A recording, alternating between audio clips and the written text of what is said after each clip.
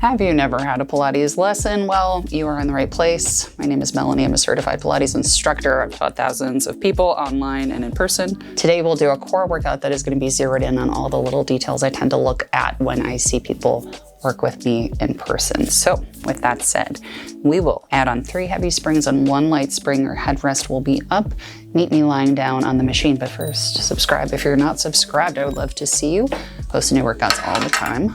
Let's get started. So we'll start with a very traditional warm-up in Pilates, which is called footwork. This may seem like it's all lower body, but really we're going to connect the lower body to the core and get our breathing warmed up. So we will spend a moment getting warmed up here so we're ready to cue the core. Knees will be wide, arches of your feet or heels to the outer corners. Big breath in. Exhale. Extend your legs straight with control. Bend your knees.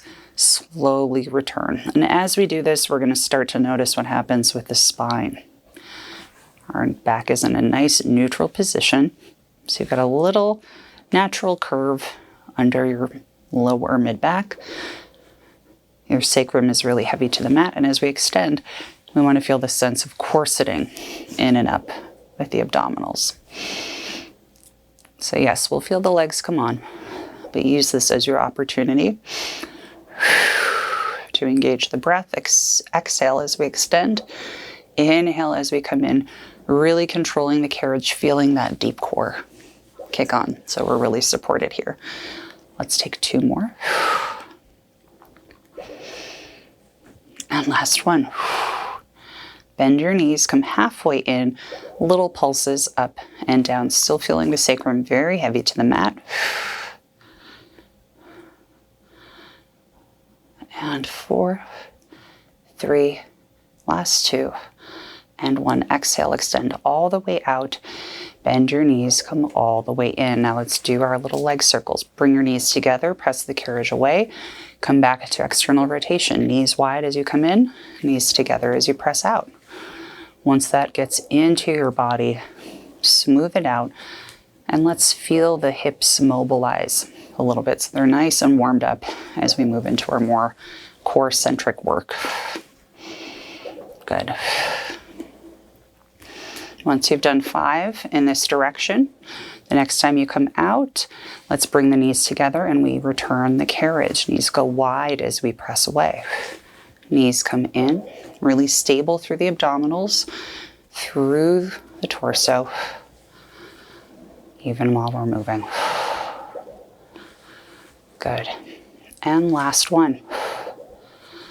Good. Bring the carriage all the way out. Bend your knees, come all the way in.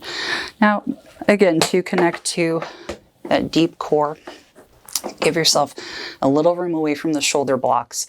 Lower the headrest. Feet will still be wide. We'll go into what we call our pelvic lift. So arms down by your sides. We're going to keep the spine really neutral, still in that sort of natural curved position. Press into the arches. Lift your hips only as high as a fist above the mat. So if I move my arm, you'll see I can move a hand under here, but I'm not in a full bridge. Okay? Lower down. Big breath in. Exhale, lift just a little bit.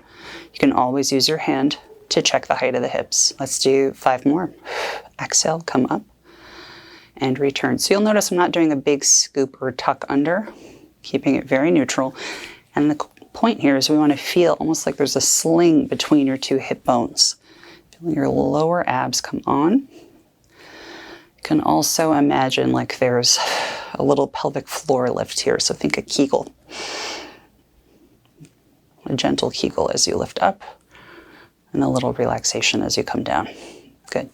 Now, next time you find that little hover position, just a little baby lift again, we're going to dip down 1 centimeter and lift another centimeter. So 1 centimeter down and 1 centimeter up. Still feeling that space between your hip bones, engaging. And I see people a lot of times want to go way, way up into this position here. We want to keep it very low. You also want to make sure you're not arching the back. The spine is really neutral, so ribs are going to be nice and heavy. And your tailbone is neither tucked nor arched. Good. Back to that little hover. Check the height with your fist if you need to.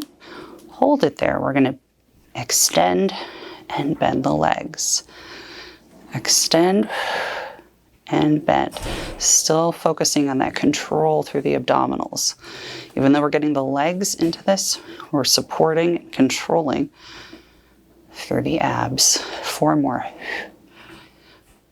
And back. Last 3. Final 2.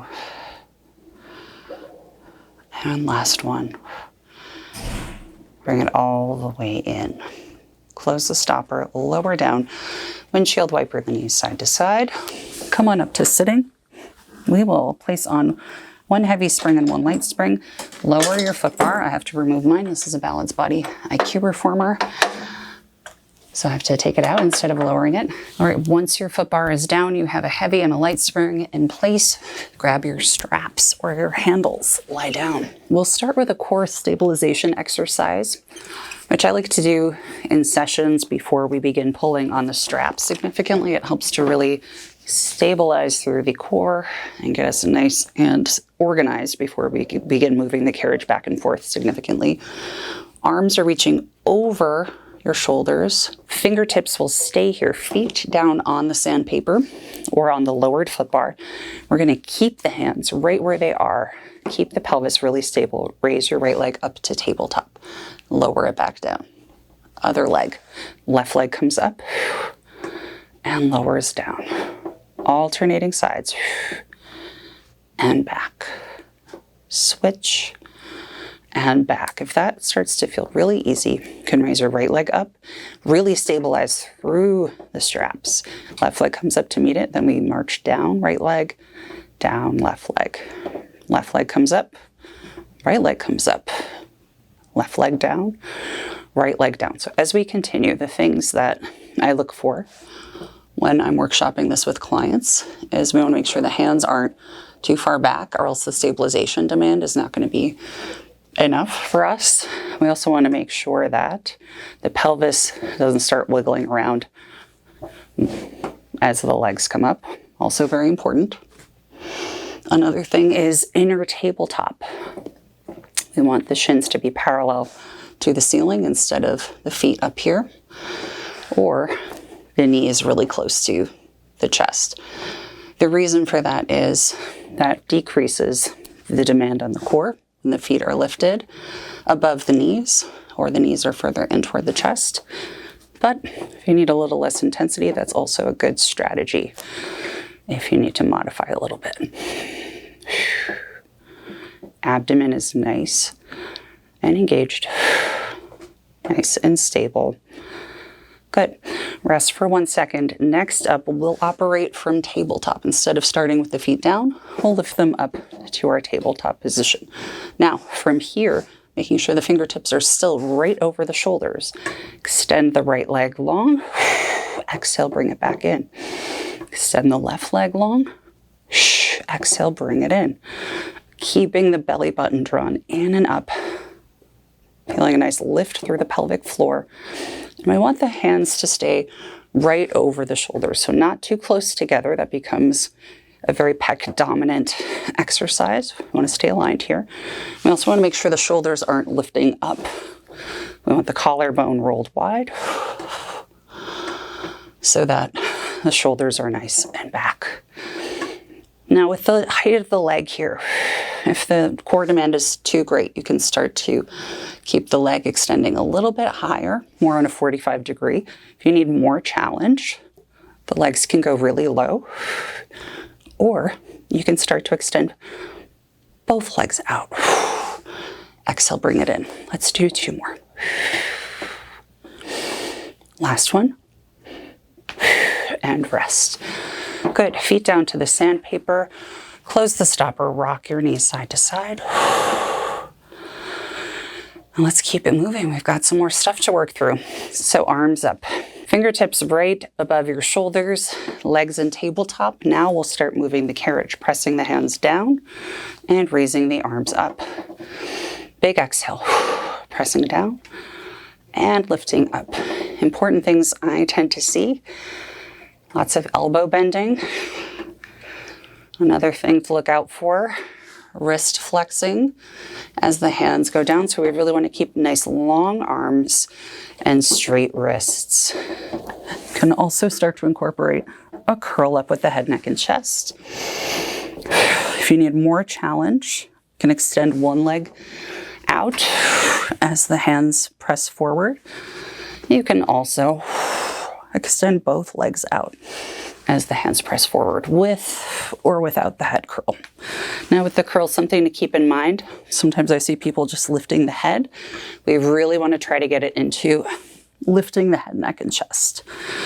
My height is not very high today, but ideally we want to get the bottom tips of the shoulder blades hovered above the mat if we're going for that position. Last one.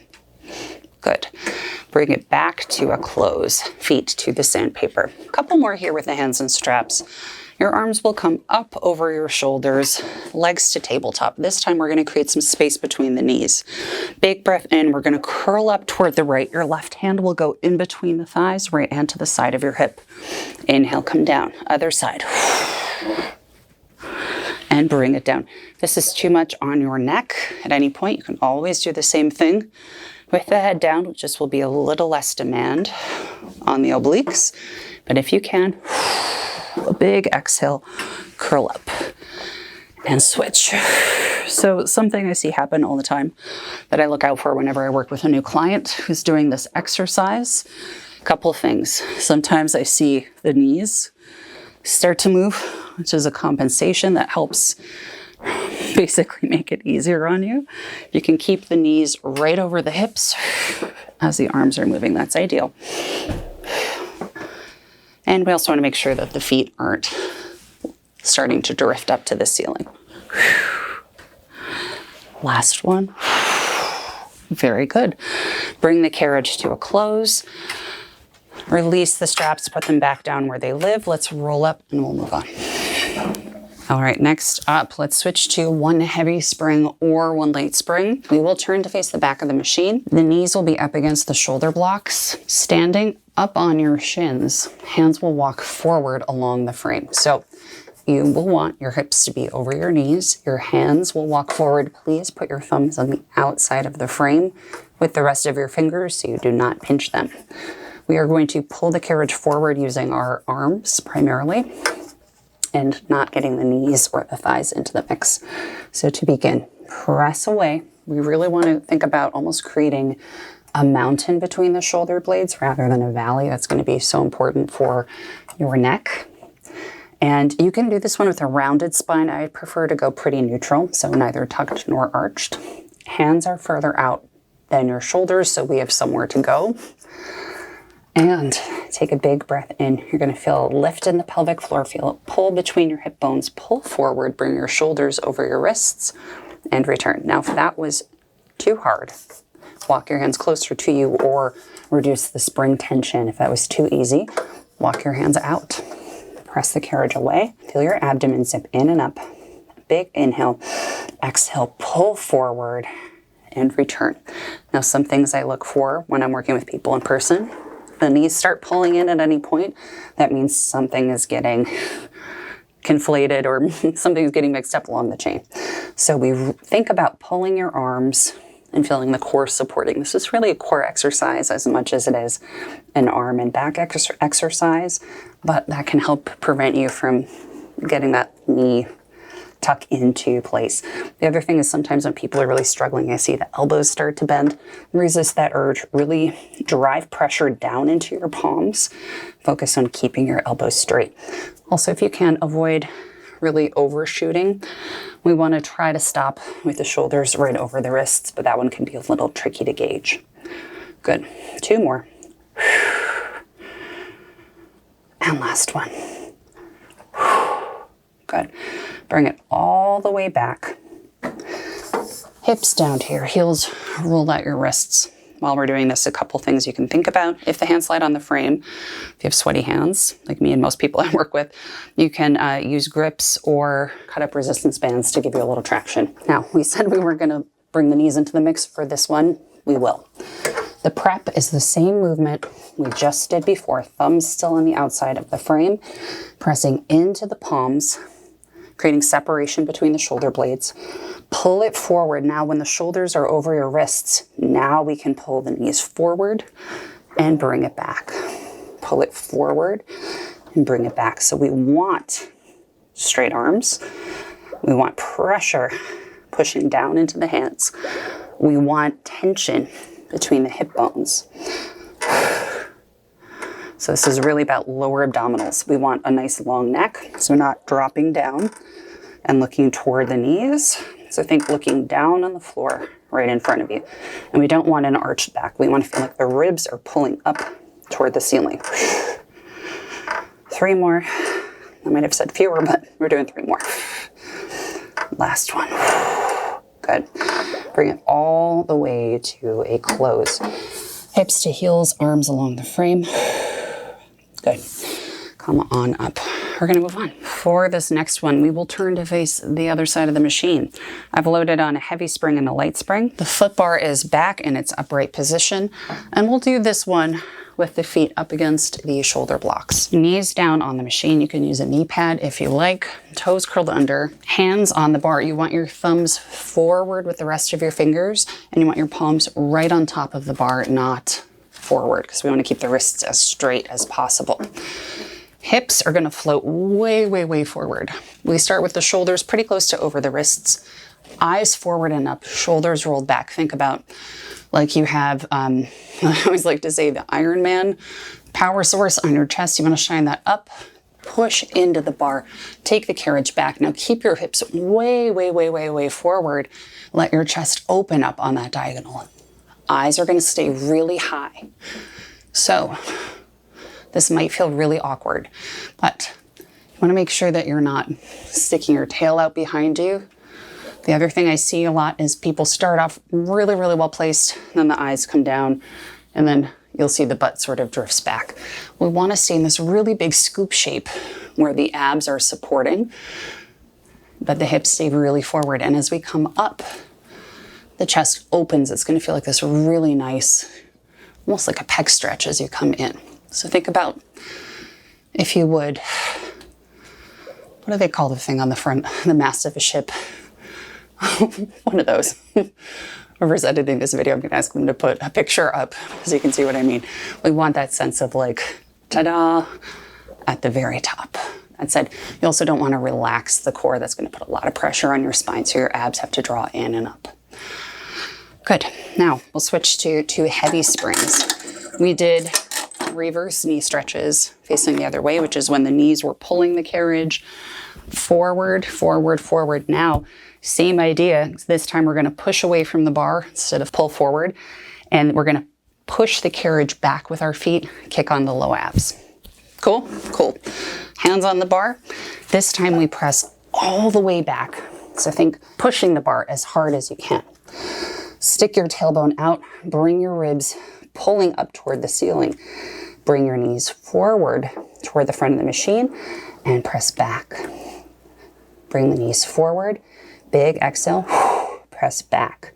So I get questions about this. Number 1, do I have to drop the hips? No, you don't. Take the legs back as far as you like, but we want to keep that lower abdominal connection. Number 2, should I be letting the shoulders come in and out? No, thank you. I'm going to keep constant pressure on the bar like you're continually pushing it away as hard as you can. Good. Number 3, do I have to stick out my butt or round it? Please stick your tail back behind you, flare your sit bones, feel your pelvic floor lift, feel that tension draw between the hips. Last 2.